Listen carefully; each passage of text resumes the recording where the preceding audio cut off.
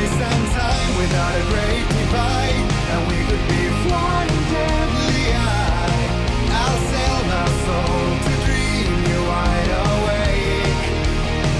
Another place and time without a warning sign, and we could be dying angels night. I'll sell my soul to dream you wide awake.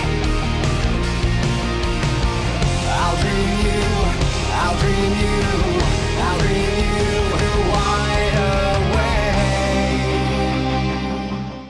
Hello fellow YouTubers, this is Utah Moses here for my response review for Dirty Harry Fan 88 for the movie Robocop.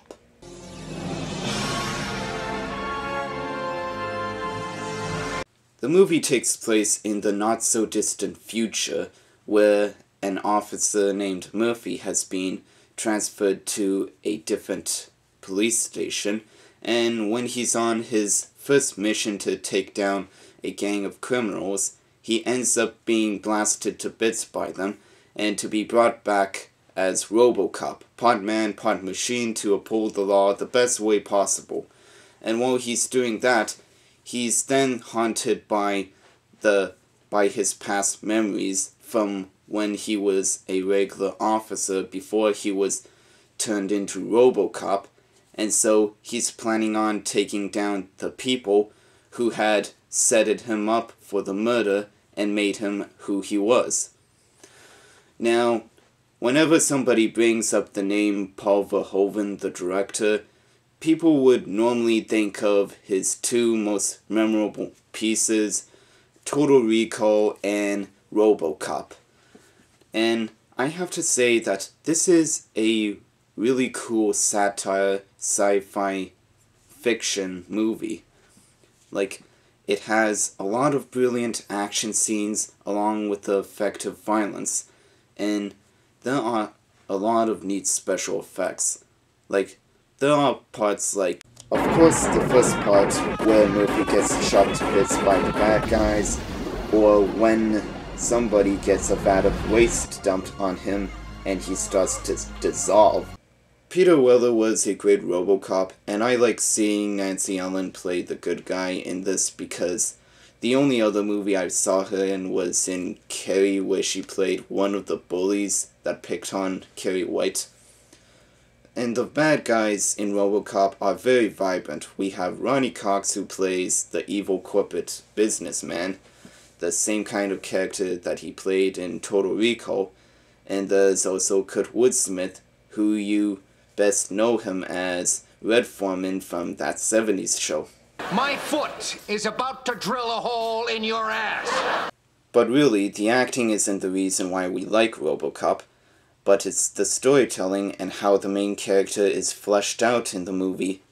Even though Robocop may be part machine that's following his primary objective, he always knows what's right or wrong in the law when it's being twisted by the greater authority, while the police officers are at fault for following such a corrupted law.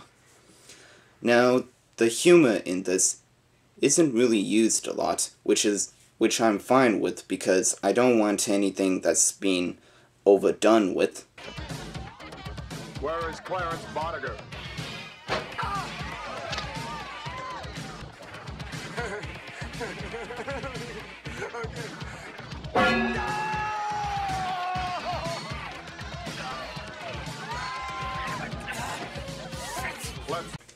The special effects in this looks over the top, but that's probably the point of what the director was doing because he didn't want it to make something so shocking that it's unwatchable.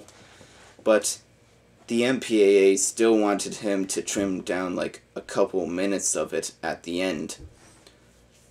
Now my one complaint, and this may be critical, is that the story for Robocop takes place in 1991, where the actual movie was released in 1987, which there was a 4-year difference. And they showed that there was like giant mech soldiers and upgraded assault cannons, and there's no possibility of that happening. They could have made this take place in a much farther future than that.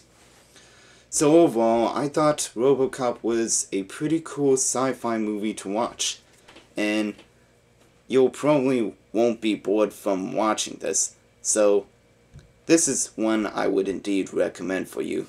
And even with all my praise, I'm just going to give it 3.5 stars out of 5. And this is because how a lot of people are bashing on the Terminator, how Robocop is the superior movie compared to them. Because they keep on making these YouTube videos where it's titled The Terminator vs. Robocop, where Robocop wins against him. So, yeah, that's pretty much my reason. So, on to the special features. Now, this is the 20th anniversary Steelbook edition, the best edition you can get for Robocop, and not the Criterion edition, because all that has is like a couple of seconds of deleted scenes that was edited out of the original version. It just makes it a bit more gorier, that's it.